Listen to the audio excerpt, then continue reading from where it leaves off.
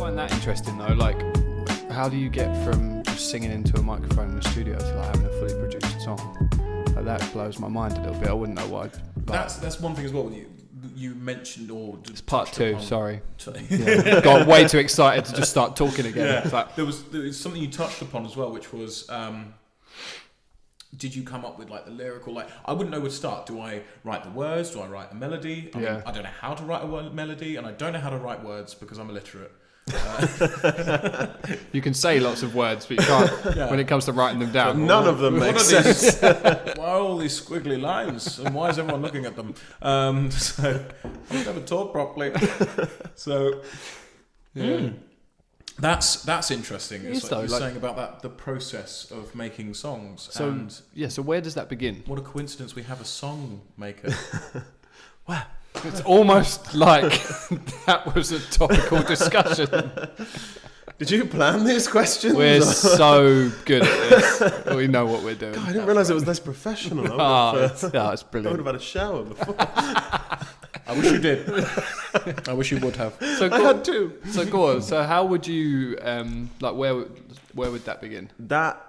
I mean, I've actually been asked this question quite a few times. It's a thing that I never even thought of, but people who I guess don't make music kind of do think about this, and unfortunately, it's a question really without a solid answer. Like my first song that I ever really wrote properly and released, I started with the music, and I was literally playing around on the guitar one day, and I wrote. It's called In the Sky, and it's available on Spotify. Check all the links. We'll put them up there.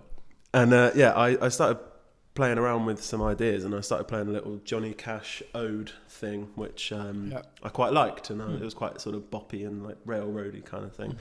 And I made that up probably 4 or 5 months before I wrote the first couple of words, and that was it. I just did that, put it to one side, and I was playing with a band of some mates at uni at this time, and so we were just doing like covers of like current songs, but in a kind of folky style. And I wrote this music, put it to the side, and then one day I was just kind of, I don't know, really sitting around and thinking, I'd quite like to write a song. Because a couple of my mates had written songs and stuff, and I was like, no, you know what? I'm gonna try and write a song. So I got this melody back out, and I started just trying to put words to it, and it quite quickly formulated itself into some semblance of a song. So technically, from start to finish, that one was like 6 months, but that was definitely music then lyrics. And that was your first ever song? That was my first proper ever song. And you knew you could sing before that, or I still don't know that. I rely on other people telling me that I can, so that I don't. But it was one of those things that you go. So I have an emotional breakdown. Pretty much. If people tell me I can't sing, I'm done. What I'm doing right with my life? I will fall apart. I will cry myself to sleep. So did you like? Obviously, did you study music? Do you know how to read music and stuff, or was that something that you would like? This is how I want it to feel. Or? No, it was kind of. I'd not really studied music. I did it at school like everyone, but that was it. I had a couple of guitar lessons when I was really young, and I just never wanted to practice. So we gave that up because it's costing my parents money, and I wasn't doing anything with it. And then when I went to uni, I had a girlfriend back home, and I was like, right, I'm not going to be going out on the pull all the time like all the other people. I was like, I'm going to have a lot of lonely time in my room. So it's either learn to play a guitar, take a guitar or otherwise masturbate. Either take out a mortgage to buy tissues, or I'm going to just learn the guitar. That's a good choice. See, that's an interesting take because you said that you used the guitar to stem that sort of that side, whereas I mean I would have wanted to learn the guitar because it can get you laid. Like that's from what I know. No, it was kind of like an idea of, I knew I was going to have a lot of spare time on my hands, and I thought, you know what, I'm just going to make myself learn it. So I got this guitar down, and I was bought this guitar when I was in year 4. So I was like 10. This guitar's half size, so it's about this. It's kind of like Ed Sheeran size kind of thing. And I just took that along And I lived with a couple of people who were really musical, and I had some musical people up above me, and we ended up forming that band. Were they dead up above you?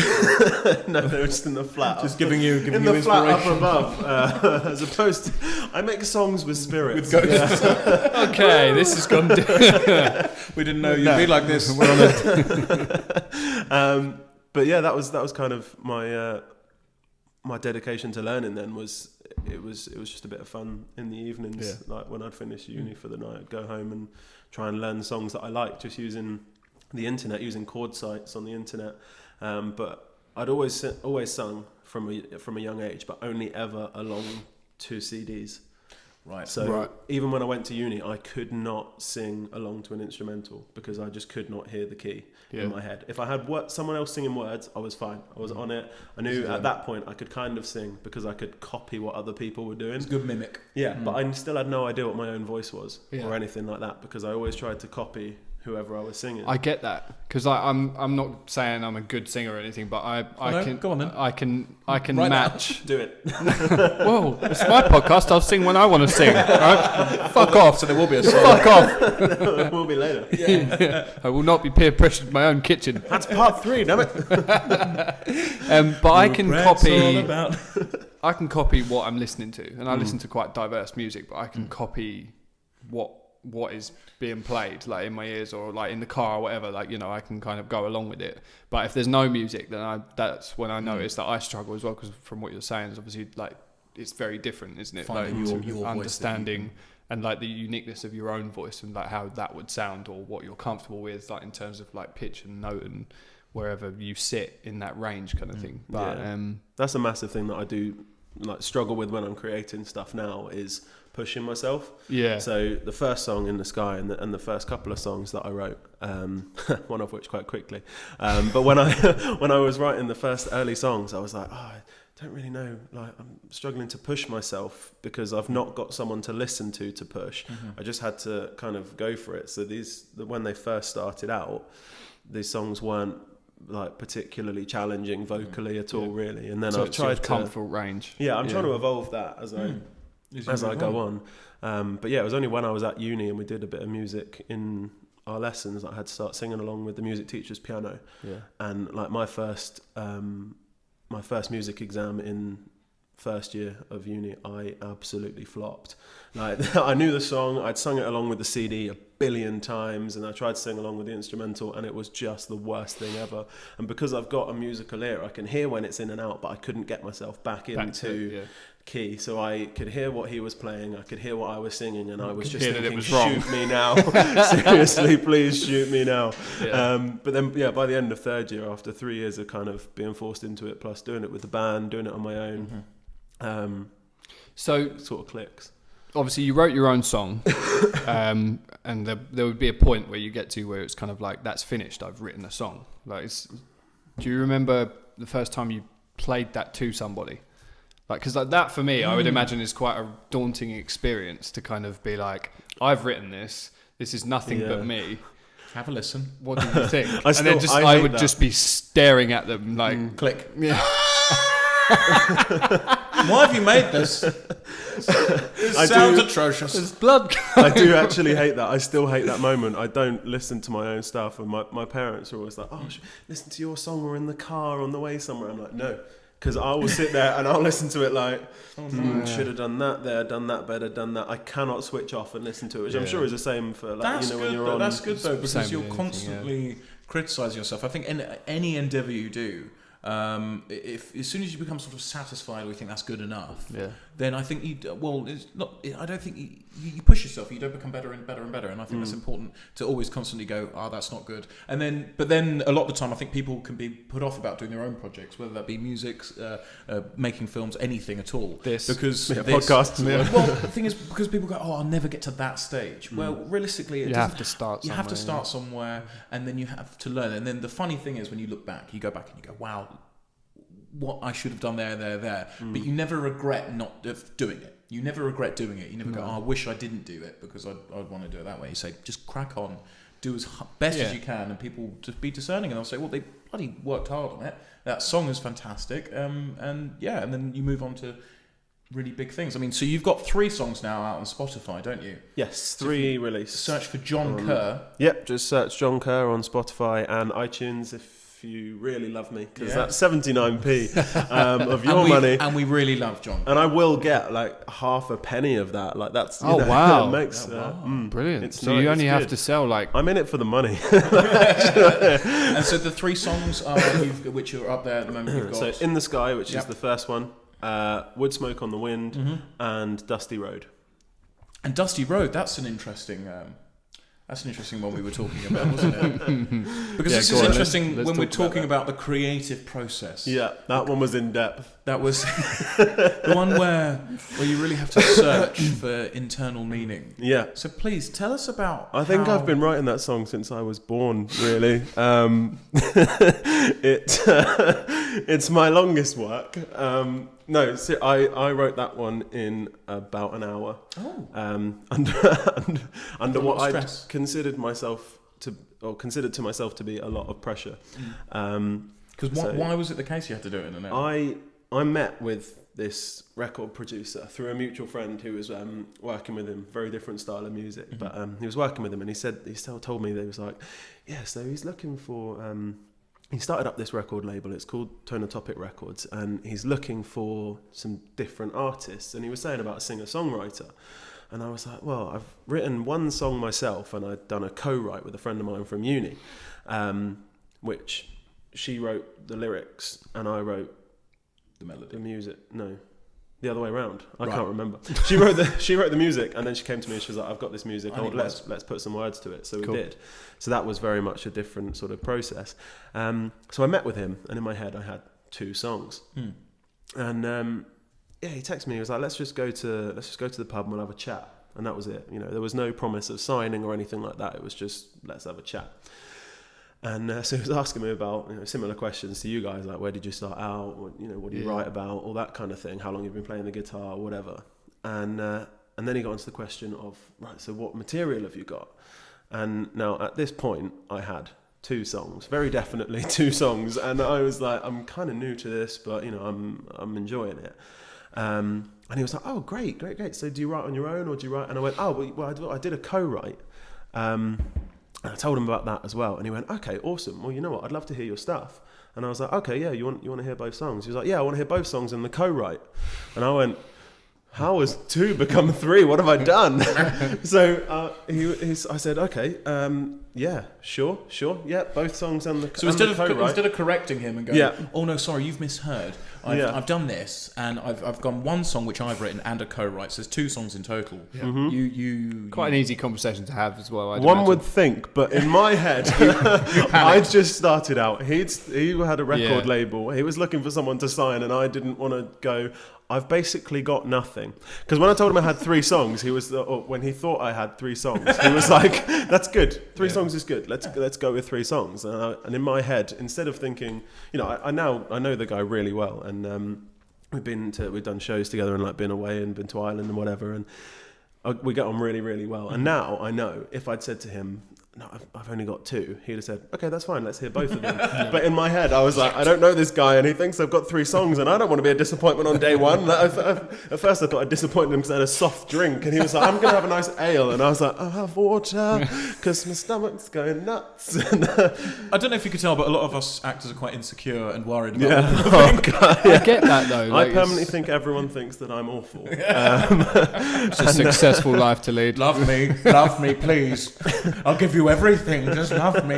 Give me the attention. I'm surprised you stopped at 3 songs. I've written an entire mixtape. It's 4 hours long. There's about 85 tracks on it. It's basically a modern opera. I used to write for Queen. I'd love to hear it in 2 hours' time. It's a space opera. So that was literally it. Yeah, that was it. He said, okay, so I want to hear these songs. And he went, I've got a couple of meetings to go to, but I'm free this evening. And it turned out he actually lived on the same road that I'd just moved to. So I was like, okay, yeah, that's fine. You've got a couple more minutes for writing. So, yeah, luckily he walked at least like 3 minutes to get there. So I had time. So how long between leaving and being able to get a pen and paper out to actually having to present this song? Did you? I left at, if memory recalls, about 2:00 in the afternoon. I left the pub. It was about 5-minute walk home. I was straight up in that attic room, guitar and paper in hand, going, "You've got to write a song here, John, and it's got to be good. It's got to be at least as good as the others, or like there or thereabouts. You know, you can big the other two up and then kind of throw this one in, but my God, it's got to be okay." So I just sat there with a pen and paper and was like, Jingle Bells. You've written I like songs. Songs are good. Da, da, da, da, da, da, da, da. It's just scat for the rest of it. I wish I had, like, I literally just stared at this blank piece of paper and I just, it was awful. I dredged up everything that I'd ever felt bad about and what are you insecure about, John, and what held you back and what was, you know, what made you suffer here, there and really everywhere. And I dark kind of place. went, okay, let's write a song. And Within then I went, 3 hours. yeah. And then, like, by the time he came to the door, I'd kind of written this song and I was like, I've actually written it. Yeah, I've actually got a song. Cool. Okay. And we've listened to it, and you'll have a chance to be able to listen to this at the end because we'll put it at the end, won't we? We'll put the song at the end of that song because it's really good. And considering of the pressures that you were under to get it made. Now you know the story behind it. Yeah. And so we'll put that. We'll also put a link to Jon's stuff as well, like we said. Go check him out, and he's really good. But there's another project in the works, isn't there? There's another song in the works, and that's going to be released. When is that? There's a song being released in April, and there's half an album recorded. Oh, is there? Yes. Didn't know that. Which will be released when it's done. Which was supposed to be ages ago. Is that really difficult to not just like throw at everyone you know? Like, because you're kind of like, I've done this, like, listen to it now. Like, I'm really impatient with stuff like that. As soon as we do anything that I think is remotely good, I'm like, well, this He's is showing me. He goes, Alex. But that's the thing. I still think it's all awful. So in my head, I'm like, it's not done. This one's not done. Even the 3 that are released, I'm like, well, they're not done. I don't know why they're out there. Well, why are they on Spotify? You have to get to a stage where you know that it's ready for the public, and actually the public will hear it for the first time, and maybe hopefully, you know, the 100th time or whatever. But they are still fresh ears. They're not my ears, which is overly critical of every word and every sound that's in it. And I think that is the hardest thing that I've had to do, is go, actually, no, okay, you know what? These songs are finished. These songs aren't. Let's concentrate on what's not done. I do still get, like, obviously I get really excited about releasing our stuff and that, but you do watch like the view count, you know, all the analytics behind it and everything really closely, because like it just drives you insane that it's kind of like, I think this is great and I want everybody to appreciate it, and you just kind of wait for everything you do to kind of go viral, like immediately. Like, it's like, because I think this is why good. am I not famous yet? Do you know what I mean? Like, but I'm sure you can appreciate, because we've said this before, is like feedback wise, just hearing somebody else's opinion from an outside, good or bad, it doesn't matter what it is. Yeah, it just means it's reached. That. It means it's reached someone. And, and they've got an opinion on it. Yeah, and rather than, you know, I don't push my stuff that much. I probably should do more. You know, when each song is released, I do a little thing on Instagram or whatever for my few followers to see. But other than that, I'm not like trawling the streets pushing it out, because, I mean, part of me still, I guess, insecure about doing that. But also there's the side of like, I'm making it. I'm just making it to be out there. And I don't mean that to sound over the top and like, I'm just doing the music for the music. You know? That's a really good impression of someone who does that. I've met a few. You know that too well. But no, I do it because you need to do it. Yeah, like I love writing the songs, and I love recording the songs and like adding bits and bobs to it. And the best thing about recording songs is, God, I can sound so much better than I can live, because I can play a couple of different instruments and sing a couple of different harmonies, but I can't do them all at the same time. I'm only one man. I can only play one guitar and sing one tune. But when I record, actually, you know, on a couple of the songs, or on all the songs that are out there, I've done my own harmonies for them, and the bass lines and some of the drum tracks. The first drum track was done by my housemate and good mate Chris, who was actually the first person that heard In the Sky, as you were saying about the first person you play it to. And I was quite clever with that, because one, I knew he wouldn't be horrible to me. I knew he was never going to tell me it was awful. You cheated. We were in a band together anyway, and I was just like, as I said, some of the other bandmates had gone, guys, these are the songs that we've written. So I just said to him, I was like, you could give constructive criticism. Yeah, so I was just like, dude, I've written this song, and I'd like you to hear it and see what you think. And he was like, no, man, I really like that. And it's not at all his style. It's just one man with a guitar pretending to be Johnny Cash, whereas he's, you know, like screeching solos and screaming. But he was really like sort of forthcoming with good praise, and that made me go, okay, maybe I have got at least something here. The thing is, like, there's always going to be somebody or a crowd of people or like a specific genre that's going to enjoy it. It's going to be like, there's going to be an audience for it, isn't there? That's the thing. It's just about finding the right kind of like pushing it in the right direction, sort of thing. You know, because now with you were talking about the differences with like live performance and the recording element. Do because I know obviously as an actor, there's something about doing that live thing. That sort of is you get like a mad adrenaline rush and pump, and there's something good. But obviously with the recording, you get that element of flexibility. You can do things that you wouldn't be able to do live.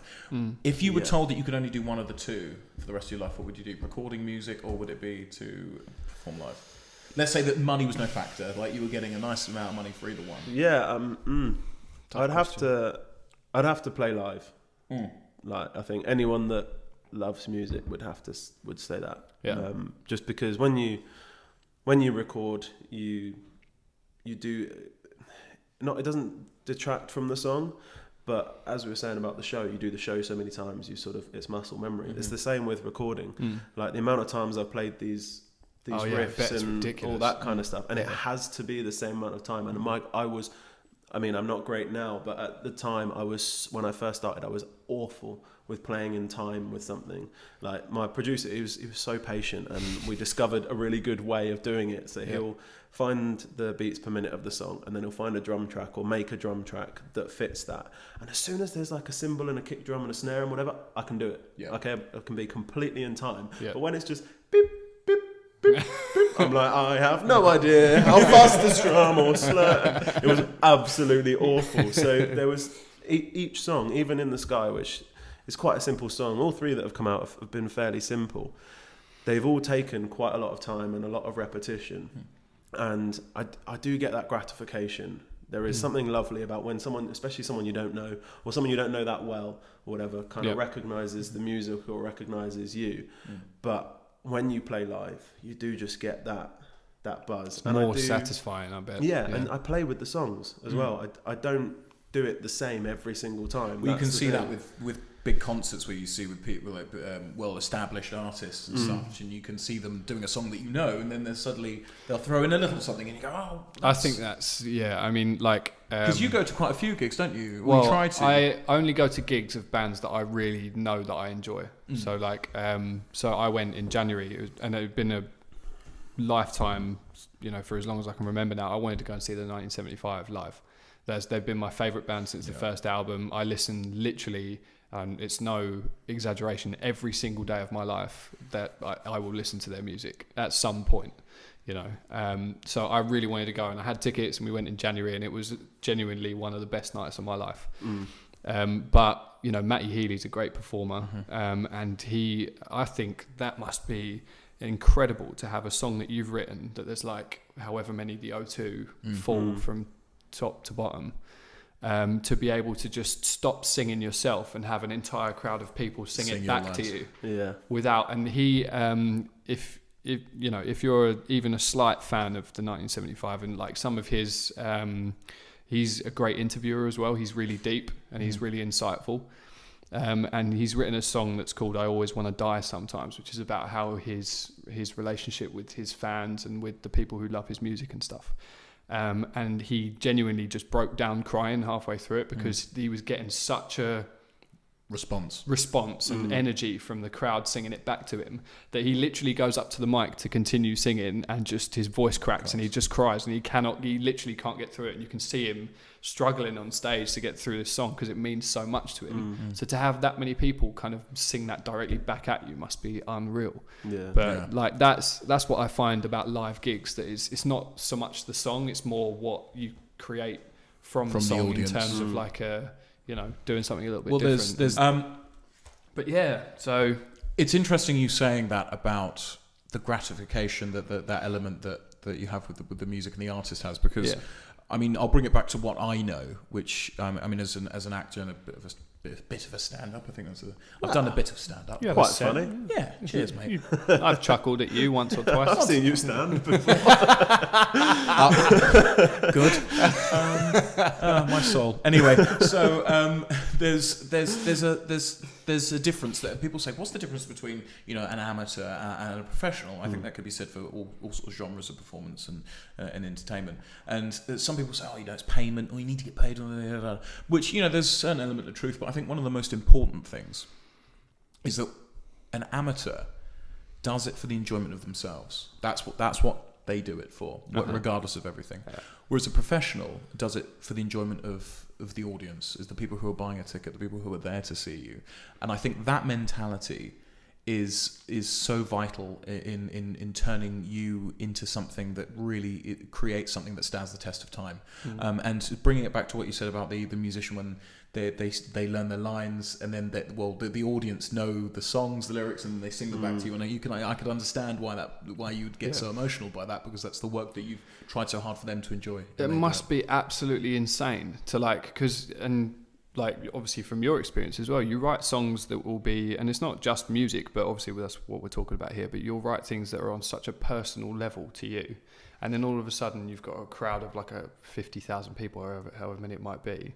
If you're playing at Wembley or the O2 or somewhere like that, you've literally just got this wave of voices, response of something that you sat and wrote personally about something that is an experience of your life, or a way that you feel, or something that you're passionate about. To have them just blow that directly back at you, and it must be so overwhelming to be like, and it's so like loud literally to the point where you can just turn the microphone round. And you collect all that sound of just people singing it back. That's mental. Yeah. I think that's the thing. It's the universality of it. Is like when you write a song like that, and you write a song from a personal experience, from something that's happened to you or whatever.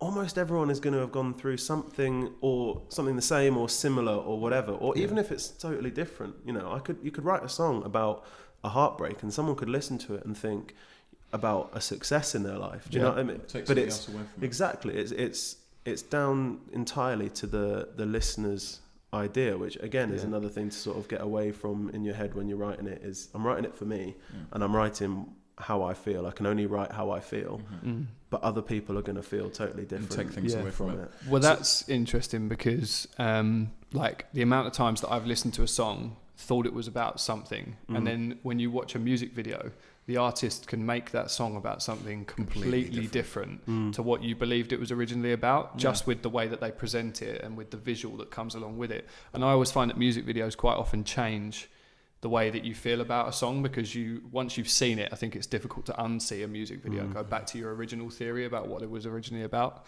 So I think there's a lot of power in that as well, in terms of like when you add a visual to your lyric, and what kind of comes along with it. But definitely.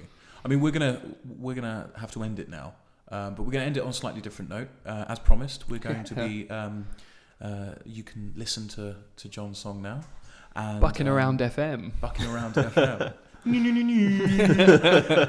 We're so diverse. So please share, learn the lyrics as well, so that eventually one day you're going to be singing them out. You can sing it back at Jon, and Jon will cry for you. Cry, darling, cry. Now, no pressure. Bucking around.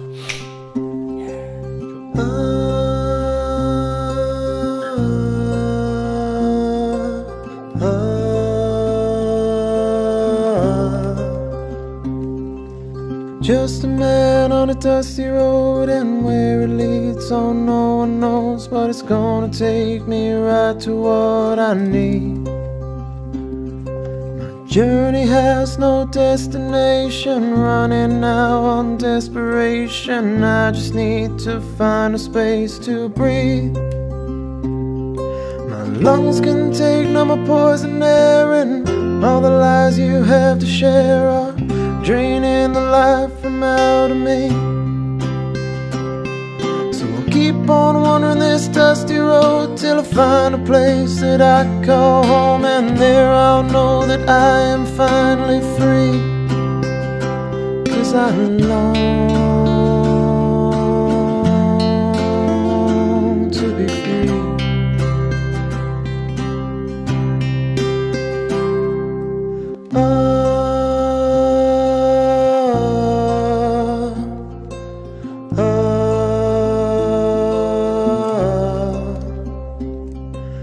Wear my heart on the cuff of my shirt, out there where it's easy to hurt. I guess that's the cause of all my pain. So I take to the bottle and I drink it down, close my eyes and feel the room spin round. It's all a blur, but I ain't the one to blame. My lungs can take no more poison air, and all the lies you had to share are draining the life from out of me.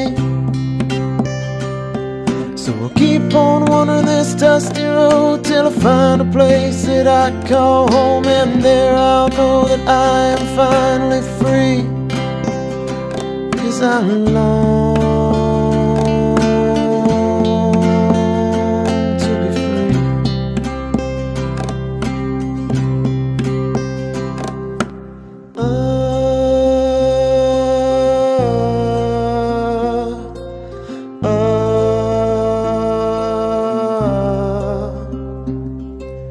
I broke out of those binding chains, stole a horse and grabbed the reins, took control of the way my life will go. Gallop on down that dusty track, I swear to you I won't look back, 'cause there's nothing there that I would wanna know. My lungs can take no more poison air, and all the lies you have to share are draining the life from out of me. So I'll keep on wandering this dusty road till I find a place that I call home, and there I'll know that I am finally free, 'cause I long to be free, 'cause I long to be free, 'cause I long, oh I long to be free.